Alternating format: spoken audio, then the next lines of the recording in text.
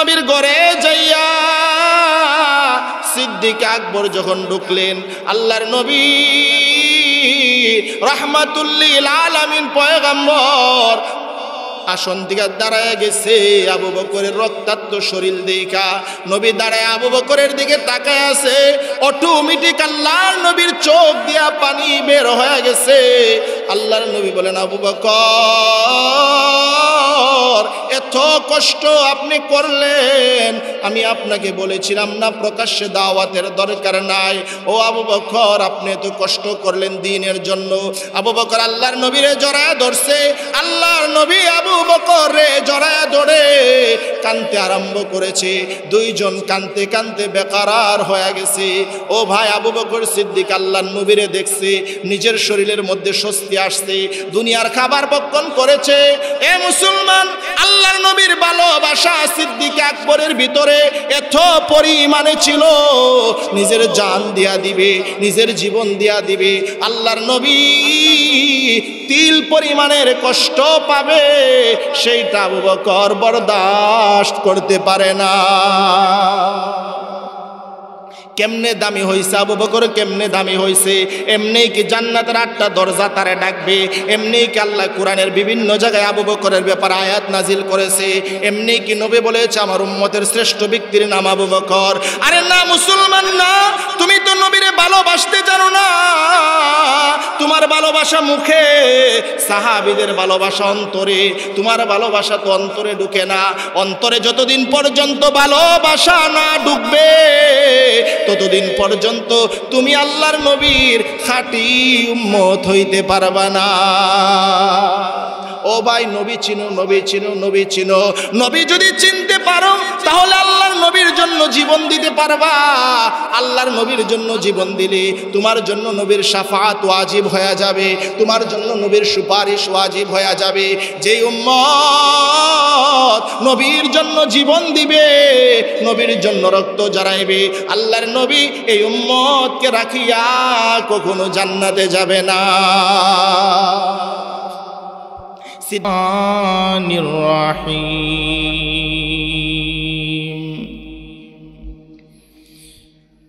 قل إن كنتم تحبون الله فاتبعوني يحببكم الله صدق الله مولانا العظيم।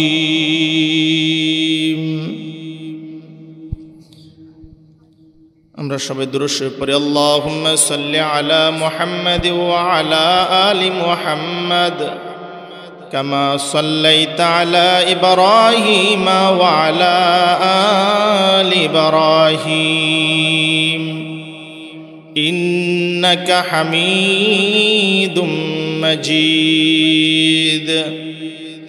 اللهم بارك على محمد وعلى آل محمد كما باركت على إبراهيم وعلى آل إبراهيم إنك حميد مجيد। আলহামদুলিল্লাহ, আল্লাহ রাব্বুল আলামিনের দরবারে লাখ কোটি শুকুর যে আল্লাহ তাআলা আমাদেরকে অত্র এলাকার এক জাগ যুবকের মাধ্যমে এই দ্বীনি জলসার ব্যবস্থা করে দিয়েছেন। এই জন্য সবাই বলে আলহামদুলিল্লাহ। আজকে আমাদের সামনে বহুত বড় একজন ওয়াইজ আসবেন। ওনারা হাজার হাজার মানুষের সামনে কথা বলেন। ওনারা যদি মানুষ পর্যাপ্ত না পায়, ওনাদের বয়ানও আমাদের মন মতো হবে না। এজন্য আমরা এলাকার যারা আছি, দোকানে বসে আছি, দূর দূরান্তে আসি, সবাই আসি, সাইমানার ভিতরে বসি। আর আমরা যারা ভিতরে আসছি, আমাদের বসাটা সুন্দর হয় নাই, আমাদের বসাটা সুন্দর হয় না। এটা কোনো দ্বীনি মজলিসে বসার সিস্টেম না। দ্বীনি মজলিসে বসতে গেলে এরপরও পানি যে দিকটা পড়ে না ওই দিকটা বসেন, আগান, সামনে তো আর পানি পড়ে না, আগায় বসেন। যে জায়গায় পানি পড়ে জায়গায় বসার দরকার নাই, অন্য দিকটা বসেন। দ্বীনি মজলিসের মধ্যে যত সামনাসামনি বসা যায়, যদি কিছু নিতে হয় যিনি বলবে তার থেকে, তাহলে ওনার সিনা বসা, কারণ এলেমের নূর অন্তর থেকে আরেকটা অন্তরের মধ্যে যায়, এজন্য সিনা বসা। আমাদের ওয়াজ, আমাদের বয়ান আপনারা সব সময় শুনেন, মেহমান যারা আসবে ওনারা বয়ান করবে, আমরা শুনব। এজন্য আমরা মাহফিলের সৌন্দর্যতা রক্ষার্থে নওজোয়ান ভাই যারা আছি, বৃদ্ধ মুরব্বী বাবারা যারা আছি, আমরা ইনশাল্লাহ চলে আসি। আমি অল্প কয়েক মিনিট আপনাদের সামনে কথা বলবো। কালামুল্লাহ শরীফের একখানা আয়াতের কিছু অংশ তেলাওয়াত করেছি। বর্তমান সময়টা এমন একটা সময়, যেই সময়টা ইসলাম বিজয়ের সময়। এখন ইসলামের বিজয়ের সময়, শতাব্দী পার হয়ে গেছে, ইসলাম পরাধীন হয়েছে, মুসলমান পরাধীন হয়েছে। শত বছর চলে গেছে, সারা দুনিয়া থেকে ইসলামী শাসন, ইসলামী হুকুমত বন্ধ হয়েছে যে 100 বছর পার হয়ে গেছে। তো আল্লাহ তাআলা প্রতি শতাব্দীর মাথায়, প্রতি 100 বছর পরে ইসলামকে সংস্কার করার জন্য একজন মুজাদ্দিদ পাঠান, যিনি আইসা পুরা দুনিয়ার ইসলামকে সংস্কার করেন। তো বর্তমান এই সংস্কারের সময়, ইসলামের বিজয়ের সময়। আমরা মানলেও ইসলামকে আল্লাহ বিজয়ী করবে, আমরা ইসলামের পক্ষে কাজ করলেও আল্লাহ বিজয়ী করবে, আমরা না করলে আল্লাহর ওয়াদা, আল্লাহ অন্য জাতি দিয়া ইসলামকে বিজয়ী করাইবে। ইসলামের বিজয়ের সময়, ইমাম মাহদির আগমনের সময়, দেখেন না, সিরিয়া বিজয় হয়ে গেছে, শাম বিজয় হয়ে গেছে। শাম বিজয় হওয়া মানে ইসলাম এর বিজয় একেবারে নিকটবর্তী হওয়া। কারণ ইমাম মাহদি আলাইহিস সালাম দুনিয়াতে আসবে, উনার সহযোগী বাহিনী যারা হবে, এরা হবে শামের বাহিনী। তো শাম বিজয় হয়ে গেছে মানে ইমাম মাহদি আসার সময়টাও কাছাকাছি হয়ে গেছে। ইসলামের বিজয়ের এই সময়ে ইসলামের পক্ষে কাজ করতে পারলেই কামিয়াব, আর পক্ষে করতে না পারলে নাকাম। ইসলামের পক্ষে কাজ করতে হলে ইসলামকে বুঝতে হবে, জানতে হবে। ইসলামকে বুঝতে হলে, জানতে হলে আল্লাহ যার মাধ্যমে ইসলাম পাঠাইছে তাকে জানতে হবে। এজন্য সময় কম, আমাদের এখনের মেহনত হবে ইসলাম যার মাধ্যমে আল্লাহ দুনিয়াতে আমাদেরকে দিচ্ছেন তাকে চিনা। নবী চিনা, নবী চিনা, নবী চিনা, কি চিনা? নবী চিনা। আমরা সব কিছু চিনি, নওজোয়ান ভাই যারা আছেন সব কিছু চিনি। দুনিয়ার সবচাইতে বড় বড় খেলোয়াড় যারা, তাদেরকে চিনি। বড় বড় নায়ক যারা, তাদেরকে চিনে, কিন্তু নবী চিনে না, নবী চিনে না। নবী চিনতে হবে। নবী যদি না চিনো তো নবীর ইসলামের জন্য তুমি জান কুরবান দিবা কিভাবে? নবীরে যখনই চিনছে তখনই সাহাবায়ে কেরাম জান দিতে প্রস্তুত হয়ে গেছে। আল্লাহর নবীর সাহাবীরা নবীরে চিনা, নবীর কাছে আসছে, কালিমা পড়ছে, তো জীবন বিসর্জন দিয়া দিছে, ঈমান ছাড়ে নাই, নবী ছাড়ে নাই। ইসলামের সবচেয়ে বড়, মুসলমানদের সবচেয়ে বড় দামি মানুষটা যিনি, সিদ্দিক আকবর রাদিয়াল্লাহু তাআলা আনহু, নবীকে এমন চিনছে, নবীর জন্য নিজের জীবন, জান, মাল যা আছে সব কুরবান করে দিছে। নবীর ভালোবাসা দিলের ভিতরে এত ছিল। আমাদের ভিতরে নবীর ভালোবাসা নাই, নবী চিনি না। আমরা সব চিনি, নবী চিনি না। অথচ নবী চিনলেই জান্নাতে যাওয়া সম্ভব। সাহাবী আয়েশা বলে, ইয়া রাসূলুল্লাহ, কিয়ামত কখন হবে আমারে বলেন। নবী বলে, সাহাবীর এই কিয়ামতের ব্যাপারে জিগাও, কিয়ামতের জন্য কি আমল করছো যে আমল দিয়া তুমি কিয়ামতের সময় নাজাত পাইতে পারো? সাহাবী বলে, পয়গম্বর,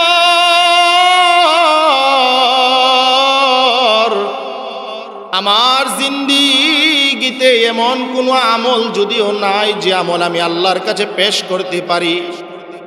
পয়গম্বর, আমার দিলের ভিতরে পুরাটা দিল জোরে আপনি পয়গম্বরের ভালোবাসা লালন করি। এই ভালোবাসাটাই তো আমার নাজাতের জন্য ছিল। আল্লাহ কোরআনে এই কথাটা বলেন, কুল ইন কুনতুম তুহিব্বুনাল্লাহ ফাত্তাবিউনি ইউহিব্বুকুমুল্লাহ। আল্লাহ তাআলা বলেন, এ দুনিয়ার মানুষ, যদি আল্লাহ পাইতে চাও তাহলে নবীর সঙ্গে প্রেম লাগাও, প্রেম নবীর সঙ্গে লাগাও। দুনিয়ার ওই যে খেলোয়াড়ের সঙ্গে প্রেম লাগায়ও না, দুনিয়ার নায়ক নায়িকার সঙ্গে প্রেম লাগায়ও না, দুনিয়ার টাকাওয়ালাদের সঙ্গে দিল লাগায়ও না, নবীর সঙ্গে দিল লাগাও। নবীর মহব্বত দিলের ভিতরে ঢুকাও। আল্লাহর নবীর মহব্বত যদি তোমার দিলের ভিতরে থাকে, আল্লাহর নবীর মহব্বতটা তোমার নাজাতের উসিলা হয়া হাসরের মাঠে তুমি আল্লাহর জান্নাতি বান্দাদের কাতারে দাঁড়াইতে পারবা। আল্লাহর পয়গম্বরের সাহাবীরা যতদিন নবী চিনে নাই ততদিন নিজেরা কামিয়াবি অর্জন করতে পারে নাই। যখন নবী চিনছে তখন কামিয়াব হয়ে গেছে। আল্লাহর পয়গম্বরের সাহাবী জীবন দিয়া দিতে প্রস্তুত, নবী যখন চিনিয়া ফেলছে তখন জীবন দিতে চায়।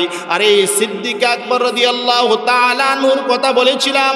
হযরত আবু বকর সিদ্দিক রাদিয়াল্লাহু তাআলা আনহু এমন একজন মানুষ, উম্মতের শ্রেষ্ঠ ব্যক্তি। আল্লাহ তাআলা আদম থেকে নিয়া কিয়ামত পর্যন্ত যত উম্মত দুনিয়াতে পাঠাইবে, নবীদের পরে যার মর্তবা বেশি তিনি হলেন আবু বকর সিদ্দিক। এই সিদ্দিক আকবরকে আল্লাহ তাআলা জান্নাতের মধ্যে স্পেশাল পাওয়ার দিবে। আল্লাহর পয়গম্বর বলেন, এ সাহাবীরা জানো, আমার উম্মতের মধ্যে একটা ব্যক্তি এমন আছে যারে আল্লাহর জান্নাতের আটটা দরজা ডাকবে আর আহ্বান করবে। আল্লাহ তাআলা জান্নাত বানাইছে তো জান্নাতের 8টা স্তর রাখছে, 8টা স্তরে 8টা দরজা আছে। প্রত্যেক দরজা ওই ব্যক্তির ডাকবে আর বলবে, ও মিয়া আমার ভিতর দিয়া জান্নাতে ঢুকো, আমি দরজা দিয়া জান্নাতে ঢুকো। আল্লাহর নবী বলে, জানো সেই ব্যক্তিটাকে?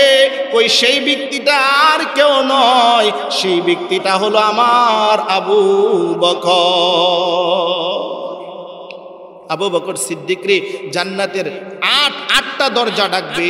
নবী বলেন, আমার উম্মতের আবু বকর যতক্ষণ পর্যন্ত জান্নাতে না ঢুকবে, দুনিয়ার কোন উম্মতকে আল্লাহ তাআলা জান্নাতে ঢোকার পারমিশন দিবে না, দুনিয়ার কোন মানুষকে জান্নাতে ঢোকার পারমিশন দিবে না। কিভাবে আবু বকর এত দামি হয়ে গেলেন? কিভাবে আবু বকর আল্লাহর কাছে এত প্রিয় হয়ে গেলেন? ও ভাই, একটা ছোট আবু বকর সিদ্দিকের একটা ছোট ওয়াকিয়া আপনাদেরকে শোনাই, শুনেন। আল্লাহর পয়গম্বর ইসলামের প্রথম দাওয়াত যার কাছে দিলেন তিনি হলেন আবু বকর। আল্লাহর নবী সর্বপ্রথম দাওয়াত দিছেন বিনা দাওয়াতে, দাওয়াতবিহীন। নবীর হাতে হাত রেখে কালিমা পড়ে মুসলমান হয়েছে। আল্লাহর নবীর বিবি আম্মাজান খাদিজাতুল কুবরা রাদিয়াল্লাহু তাআলা আনহা দাওয়াত দিতে হয় নাই, নবী তারা আহ্বান করতে হয় নাই। আল্লাহর নবীর বাপ দেখা, আল্লাহর নবীর কান্না দেখা আম্মাজান বলেন, নবী আমি বুঝেছি আপনি আমাকে ইসলামের ভিতরে ঢুকাইতে চান। নবী গো হাত বাড়ায়া দেন, আমি আমার হাত আপনার হাত মুবারকের উপর রেখে আমি ইসলামের সুশীল ছায়াতলে আমি প্রবেশ করব। আম্মাজান যখন মুসলমান হয়ে গেছে, নবীর ঘরের মানুষ যখন মুসলমান হয়ে গেছে, আল্লাহর পয়গম্বর কম্বলটা শরীর থেকে ফেলায়া রসুল একটা দৌড় দিছে আবু বকরের বাড়ির দিকে। আল্লাহর নবী দেখে আবু বকর নবীর বাড়ির দিকে দৌড়ায় আসতেছে। আল্লাহর নবী আর আবু বকরের বাড়ির মাঝামাঝি একটা পাহাড় আছে, জাবাল আবি কুবাইস। আবু বকর সিদ্দিকের বাড়িটা আর আল্লাহর নবীর বাড়িটার মাঝামাঝি একটা বিশাল বড় পাহাড়, বর্তমান সৌদি বাদশার বাসভবন যেটা, রসুল আর আবু বকরের বাড়ির মাঝামাঝি মোটামুটি 4-5 মিনিটের জায়গা। রসুল উপর দিয়ে কম্বল সরায়া একটার দূর দিলেন আবু বকরের বাড়ির দিকে। রসুল রাস্তায় দেখে আবু বকর আসতেছে, ও রসুল বলে, ও আবু বকর, আল্লাহ তাআলা তো আমারে নবী বানাইছে। আবু বকর বলে, আল্লাহর হাবিব, আমি আজ নয় বহুদিন ধরে অপেক্ষায় আছি, কোন দিন আপনি আমার কাছে আইসা বলবেন, ও আবু বকর, আল্লাহ আমারে নবী বানাইছে আর আমি আপনার হাতে হাত দিয়ে মুসলমান হয়ে যাব। বিনা প্রশ্নে বিনা যুক্তিতে একমাত্র সিদ্দিক আকবর আবু বকর আল্লাহর নবীর হাতে হাত দিয়ে মুসলমান হয়ে গেছে। যখন মুসলমান হয়ে গেছে আবু বকর, নতুন মুসলমান, ইমানের জোশ বেশি। দেখেন না, নতুন নামাজি, নামাজের জোশ বেশি। মুসল্লি যখন নতুন নামাজি হয়, মসজিদে আয়েশা তার জোশ থাকে বেশি, সবার নামাজে বলল রে। এমন আছে আবু বকরও যখন প্রথম মুসলমান হয়েছে, ইমানের জোশ বেশি। নবীরে জিজ্ঞাসা, ইয়া রাসূলুল্লাহ, গোপনে গোপনে কেন দাওয়াত দেব? আমরা কি হক না? আমরা কি সত্য না? নবী বলে, হ সত্য, তো গোপনে কেন দাওয়াত দিব, প্রকাশ্যে দিব? নবী বলেন, না আবু বকর, প্রকাশ্যে দেওয়ার সময় হয় নাই। রসুল রে বলেন আবু বকর, না ইয়া রাসূলুল্লাহ, চলেন প্রকাশ্যে দাওয়াত দেব। আবু বকর মক্কার একজন সম্ভ্রান্ত পরিবারের ব্যক্তি। মক্কাতে যত বড় বড় বংশ আছে, এর মধ্যে আবু বকরের বংশ কুরাইশ বংশেরই কয়েকটা শাখা। আল্লাহ রসুল ছিলেন বনু হাশেম, আবু বকর সিদ্দিক ছিলেন বনু তামিমি গোত্রের লোক, প্রভাবশালী লোক। আবু বকর রাদিয়াল্লাহু তাআলা আনহু বড় ব্যবসায়ী ছিলেন, ওই সময় কোটি কোটি টাকার মালিক ছিলেন সিদ্দিক আকবর। হযরতে আবু বকর রাদিয়াল্লাহু তাআলা আনহু আল্লাহর নবীর নিয়া হাতিমে কাবার ভিতরে গেছে। যায়া হাতিমে কাবার ভিতরে আল্লাহর পয়গম্বরে নিয়া যখন তাওয়াফরত মানুষগুলারে আবু বকর এলান করতেছে, দ্বীনের দাওয়াত দিতেছে, ওই সময় মক্কার বেঈমানরা আবু জাহেল, উতবা, শাইবা সহ মক্কার যত বেঈমানরা ছিল, আল্লাহর পয়গম্বর আর আবু বকরের উপর পাথর ডিল ছুঁড়তে আরম্ভ করেছে। আল্লাহর নবীরে অন্যান্য সাথীরা কোন রকমে জান বাঁচায়া নিয়ে গেছে, কিন্তু আবু বকরের উপর তাদের খুব বেশি, কারণ মুহাম্মদ এতদিন পর্যন্ত প্রকাশ্যভাবে ইসলামের দাওয়াত দেওয়ার সুযোগ পায় নাই। আজকে আবু বকর মুহাম্মদকে নিয়ে প্রকাশ্য ইসলামের দাওয়াত দেওয়ার জন্য মাঠে চলে আসলো। সিদ্দিক আকবর রাদিয়াল্লাহু তাআলা আনহু এমন মারা তারা আবু বকরকে মারলেন, আবু বকর সিদ্দিক রাদিয়াল্লাহু তাআলা আনহু বেহুশ হয়ে পড়ে গেলেন। বনু তামিমি গোত্রের লোকেরা সংবাদ পাইয়া দৌড়ায় আসছেন, এই আমাদের গোত্রের একজন নওজোয়ান রে এমন ভাবে মারলো, তাড়াতাড়ি তারে বাড়িতে নিয়ে যাও। বাড়িতে নিয়ে গেছেন, সবাই ক্ষিপ্ত, আমাদের বংশের মানুষ এমন ভাবে মারবে, তাদেরকে ছাড় দেওয়া হবে না। নেতারা বলে, আরে একটু রাখো, দেখে আগে আবু বকরের অবস্থাটা কি হয়। আবু বকরের হুঁশ নাই, জ্ঞান নাই। 3 দিন পার হয়ে গেছে, সিদ্দিক আকবরের জ্ঞান নাই, 3 দিন পর্যন্ত বেহুশ, খানা দানা কিছু আবু বকরের নাই। 3 দিন পরে যখন আল্লাহর পয়গম্বরের প্রিয় সাহাবী, আল্লাহর নবীর শিশুকালের বন্ধু সিদ্দিক আকবর রাদিয়াল্লাহু তাআলা আনহু, আল্লাহর পয়গম্বরের চেয়ে 2 বছরের ছোট ছিলেন আবু বকর রাদিয়াল্লাহু আনহু। 2 বছরের ছোট হিসাবে ছোট কাল থেকেই 2 জনের বন্ধুত্বতা ছিল। ছোট কাল থেকে নবীর সঙ্গে আবু বকর সিদ্দিক চলতেন। এবার আবু বকর রাদিয়াল্লাহু তাআলা আনহু 3 দিন পরে তার হুঁশ ফিরছে। মা মাতার কাছে বসে আছেন। মা সন্তানের হুঁশ দেখিয়া আত্মহারা হয়ে গেছেন। হায় আমার সন্তানের 3 দিন পরে মরণের গাড় থেকে ফিরে আসছে। মাথার মধ্যে হাত বোলায় আর বলে, ও বাবা, তোমারে কি বলি নাই মুহাম্মদের সাথে যাও না, এখনো আবু বকরের আম্মা মুসলমান হয় নাই। মা বলতেছে, বাবা রে, তোমারে কি বলি নাই মুহাম্মদের সাথে যাও না, কারণ মক্কার সব মানুষ মুহাম্মদের দুশমন। আবু বকর সিদ্দিক কথা শুনে না। মা এক গ্লাস গরম দুধ নিয়া সিদ্দিক আকবরের কাছে আইসা বলেন, নে বাবা নে, 3 দিন হয়ে গেল একটা দানা পানি তুমি মুখে দেও না, একটা কিছু তুমি খাও না, পান করো না। বাবা রে 3 দিন পার হয়ে যাইতেছে, তোমার পেটের ভিতরে কোনো খাবার যায় না। ও বাবা তুমি দুধটা পান করো, যদি না খাও খানার অভাবে তুমি দুনিয়াতে বিদায় হয়ে যাইবা। আবু বকর বলে মা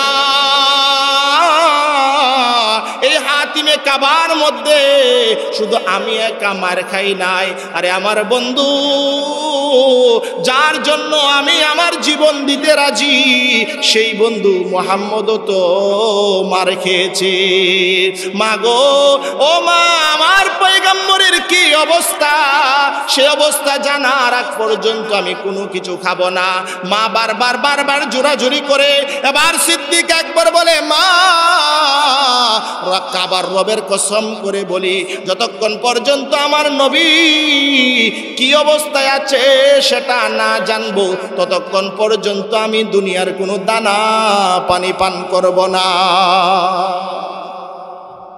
মরণের গাড় থেকে ফিরে আসছে, নবীর ভালোবাসা দিলে উতলাইয়া উঠছে।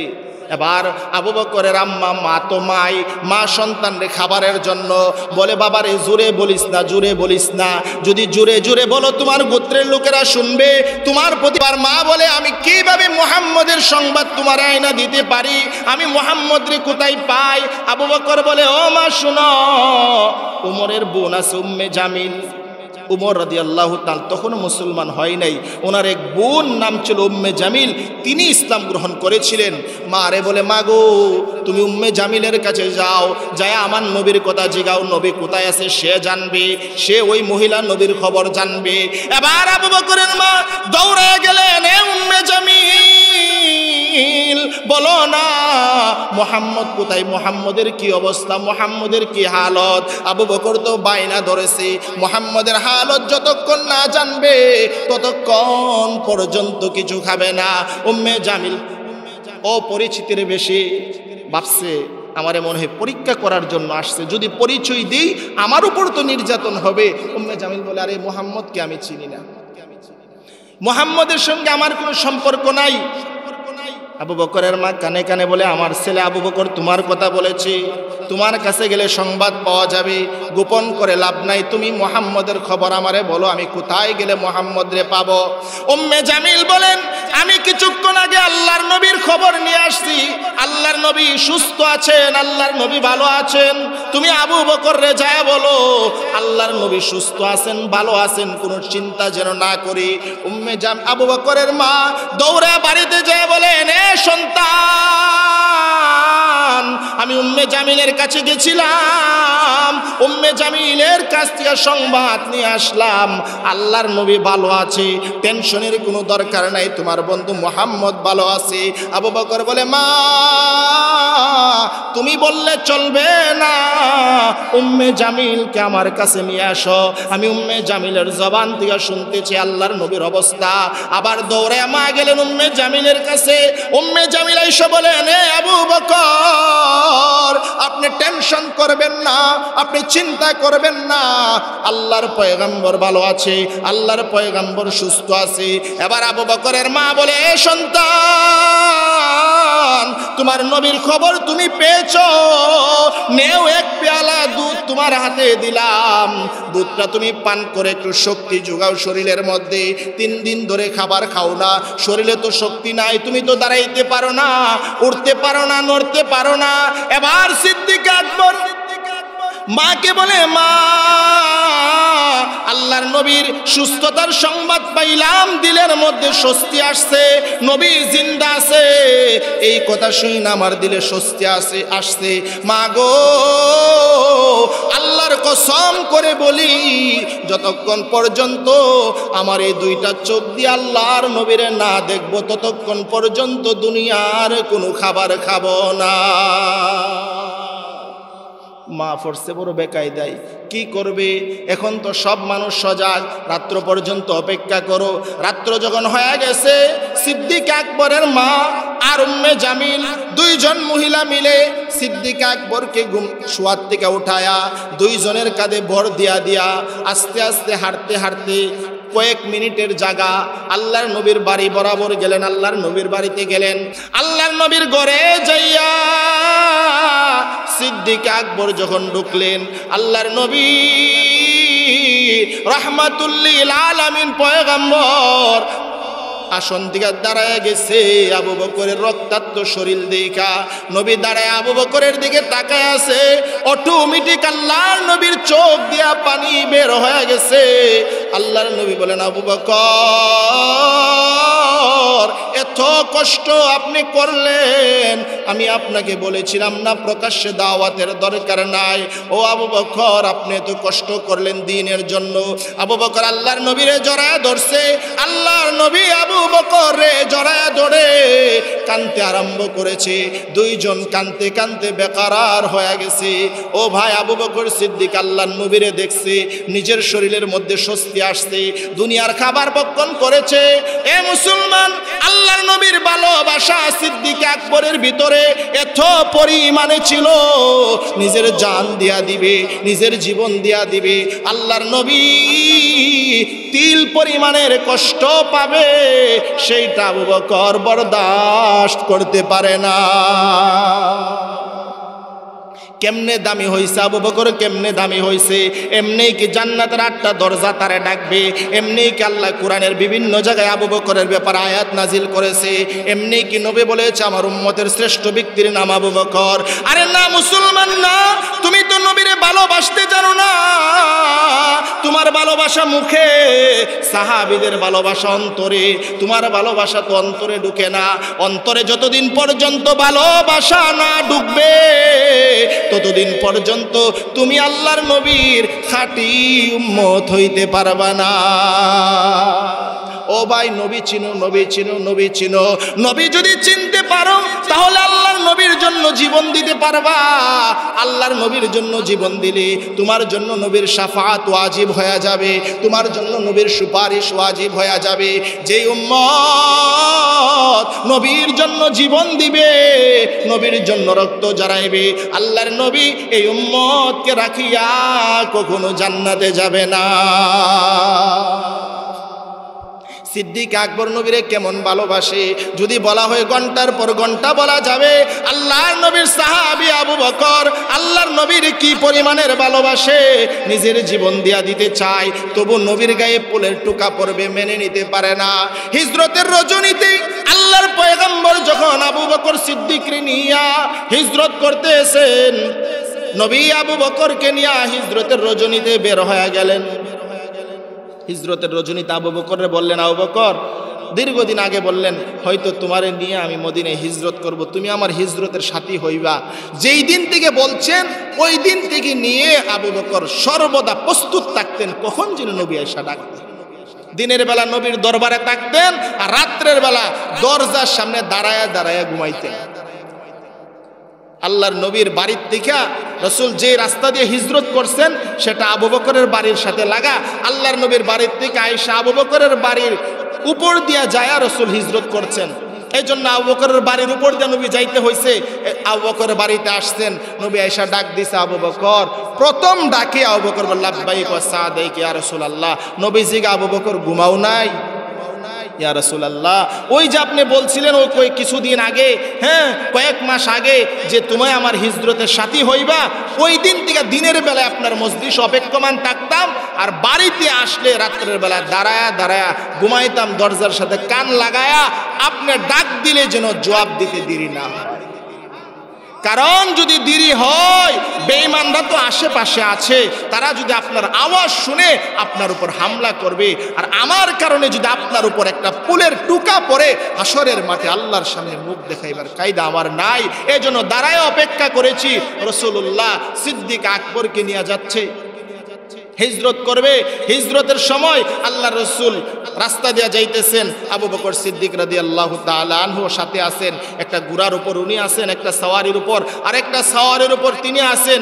আবু বকর সিদ্দিক রাদিয়াল্লাহু তাআলা আনহু ওনার সাওয়ারিটা একবার আল্লাহর নবীর ডান দিকে নেয়, আরেকবার বাম দিকে নেয়, আরেকবার নবীর সামনে যায়, আরেকবার নবীর পিছনে যায়, পাইচারি করতেছে। একবার নবীর ডানে, আরেকবার নবীর বামে, আরেকবার সামনে, আরেকবার পিছনে। আবু বকরের রাসূল জিজ্ঞাসা, আবু বকর এমন করতেছেন কেন? আপনার কি অস্থিরতা লাগতেছে? আপনার কি অস্থিরতা লাগতেছে? সিদ্দিক আকবর রাদিয়াল্লাহু তাআলা আনহু আল্লাহর রাসূলকে বলে, ইয়া রাসূলুল্লাহ, আমার তো অস্থিরতা লাগে না। আল্লাহর নবী জিজ্ঞাসা, হে আবু বকর, বাড়িঘর সারিয়া, গোষ্ঠীগীতি সারিয়া আপনি চলে যাইতেছেন, এই জন্য কি আপনার মনে কোনো ব্যথা আছে? আপনার মধ্যে অস্থিরতা কাজ করে? সিদ্দিক আকবর বলে, পয়গম্বর, যেদিন থেকে আপনার হাতে হাত দিলাম সেদিন থেকে দুনিয়ার সব কিছু আমি সিদ্দিক আকবর কুরবানি দিয়া দিলাম। কারো জন্য আমার কোনো আফসোস নাই। আবু বকর সিদ্দিক যেদিন হিজরত করবে ওই সময়ও কিছুই ছিল না ওনার ঘরের মধ্যে। নবীর পিছনে ঘুরতে ঘুরতে সব দিয়া দিচ্ছে, একেবারে বিকারি হয়ে গেছে একেবারে। নবী যদি ফাঁকে ফাঁকে কিছু দেয় খায়, নইলে আবু বকরও পায় না খাইতে। 2 দিন 3 দিন 4 দিন চলে যায়, চুলায় আগুন জ্বলে না। এটা ছিল ইসলামের পূর্বপুরুষদের অবস্থা। সিদ্দিক আকবরের নবী জিগা, আপনি পাইচারি করেন কেন এমন ভাবে? হযরত সিদ্দিক আকবর বলেন, ইয়া রাসূলুল্লাহ, আমি বারবার একবার ডানে যাই, একবার বামে যাই, একবার সামনে যাই, একবার পিছনে যাই নবী গো। কেন এমন করে আপনি জানেননি? ও আল্লাহর নবী, রাত্রের বেলা আমি আপনার নিয়ে মদিনার দিকে রওনা দিলাম। পয়গম্বর,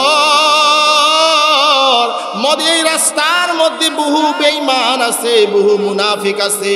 ও পয়গম্বর, আমি যখন আপনার ডান দিক দিয়া চলি, আমার দিলে দিলে মনে মনে একটা জাগনা দেয়, আরে আমি তো নবীর ডান দিক দিয়ে আছি, বাম দিক দিয়ে নেই কোনো বেঈমান আপনারে তীর মারে।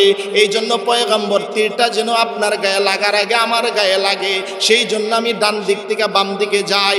আমি যখন আবার বাম দিকে চলতে থাকি, আমার মনে মনে চিন্তা হয়, হায় রে, না জানে পয়গম্বর রে কেউ পিছন দিক দিয়ে তীর মারে, আমি আবু বকর জিন্দা থাকবো আর আল্লাহর নবীর গায়ে তীরের আঘাত লাগবে, এটা তো বরদাস্ত করতে পারি না। নবীকে এই জন্য তীরটা খাওয়ার জন্য আবার পিছন দিক দিয়ে চলে যায়। আল্লাহর পয়গম্বর, আমি যখন পিছন দিক দিয়ে চলি, আমার মনে মনে আবার চিন্তা হয়, না জানে কোনো বেঈমান সামন দিক দিয়ে আপনাকে লক্ষ্য করে তীর মারতেছে। ও নবী, এই তীরটা খাওয়ার জন্য আমি আবার সামন দিক দিয়ে চলে যাই। আল্লাহর পয়গম্বর, আমি ডানে যাই, বামে যাই, সামনে যাই, পিছনে যাই, আমি আবু বকরের গায়ে যেন আপনার আগে তীরটা লেগে যায়, আমি আবু বকর জিন্দা থাকবো আর আপনি নবীর গায়ে একটা ফুলের টুকা কেউ দিবে, আমি আবু বকর সহ্য করতে পারি না। ও ভাই, এটা ছিল নবীর আশিকের অবস্থা, এটা ছিল নবীর সাহাবীর অবস্থা, এটা ছিল নবীর বন্ধুদের অবস্থা। আজকে আমি আর আপনি নবীর আশিক দাবি করি, নবীর বন্ধু দাবি করি, আরে নবীর আশিক দাবি কইরা নবীর বন্ধু দাবি করে আমার মধ্যে নবীর সুন্নত পাওয়া যায় না, আমার মধ্যে আল্লাহর হুকুম নামাজ পাওয়া যায় না, আমার মধ্যে পর্দা পুশিদা পাওয়া যায় না। আরে কিছু মানুষ তো এমনও আছে নবীর আশিক দাবি কইরা ওয়ারাসাতুল আম্বিয়া উলামায়ে কেরামের বিরুদ্ধাচরণ বন্ধ করে না। নবীর আশিক দাবি করে ঠিক, কিন্তু নবীর ওয়ারিস, নবীর মিরাজ যাদেরকে নবী দেয়া গেছেন, উলামায়ে কেরামের বিরুদ্ধাচরণ করে আবার নিজের নবীর আশিকও দাবি করে, মুসলমানও দাবি করে। আরে উলামায়ে কেরামের বিরুদ্ধাচরণ করলে তার ঈমান নিয়ে খাতরা আছে, ইমানের ব্যাপারে সন্দেহ থাকে। আলেম ওলামাদের বিরোধিতা করলে আশিক তো পরের কথা। ও ভাই, নবী চিনতে হবে, যেই কথাটা বোঝাইতে চাই, নবী চিনতে হবে, নবী চিনতে হবে। তুমি যদি নবী চিনতে চাও, তুমি যদি নবীর সাহাবায়ে কেরামরে বুঝতে চাও, আলেমদের বিকল্প নাই। আলেম ছাড়া তুমি নবী চিনবা না, উলামায়ে কেরামদের ছাড়া তুমি নবী চিনবা না, আলেম ওলামা ছাড়া নবীর সাহাবী চিনবা না। আর যদি নবী না চিনো, যেদিন কবরে যাইবা, আল্লাহর নবীর হাতের হাউজে কাউসারের পানি তোমার নসিব হবে না। নবী চিনো, নবী চিনো, নবী চিনো। ও ভাই, কত মেহনত তোমার আমার, কত মেহনত সন্তানের পিছনে করে, মা সন্তানের পিছনে কত মেহনত করে, বাবা সন্তানের পিছনে কত মেহনত করে। আরে বাবা নিজের সন্তান রে কত ভাইরাল মানুষ চিনায়, কত প্লেয়ার চিনায়, কত নায়ক নায়িকারে চিনায়, কিন্তু নবী চিনাইতে পারে না। কারণ এই মূর্খ বাবা নিজেই তো নবী চিনে না, নবী আরেকজনকে কেমনে চিনাইবে? তুমি আগে নবী চিনো, তুমি আগে নবী চিনো, তুমি আগে দিন চিনো, তারপরে তুমি তোমার সন্তানরে চিনাইতে পারবা। ও ভাই, এত মেহনত, এত মেহনত, এত টাকা পয়সা খরচ যদি তোমার আমার এই জীবনে নবী আর আল্লাহ চিনে না যাইতে পারি, এত কিছু খরচ করেও হাসরের মাঠে নাজাতের আশা করা যায় না।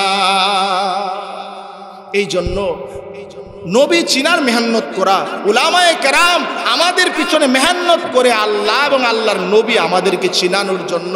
মুখতাসার কথা বললাম। আল্লাহ তাআলা আমাদের সবাইকে, আমরা যেন বর্তমান সময় যেই কথাটুকু আমি শুরুতে বলেছিলাম, ইসলামের বিজয়ের সময় এখন গজওয়াতুল হিন্দ এর সূচনা দেখা যাইতেছে। এই যুদ্ধে যারা যাবে, তারা যারা শহীদ হবে তারা নিশ্চিত জান্নাতি, যারা গাজী হবে তারাও জান্নাতি। এই জান্নাতীদের কাতারে নাম লিখতে হইলে আগে প্রস্তুতি গ্রহণ করতে হবে, আর প্রস্তুতি গ্রহণ করার জন্য নবী চিনতে হবে। আর নবী চিনতে হইলে উলামায়ে কেরামের বিকল্প আর কোনো রাস্তা নাই, উলামায়ে কেরাম ছাড়া আর কোনো গতি নাই। এজন্য আলেম উলামাদের পিছনে থাকবো, আলেম উলামাদের কথা মানবো।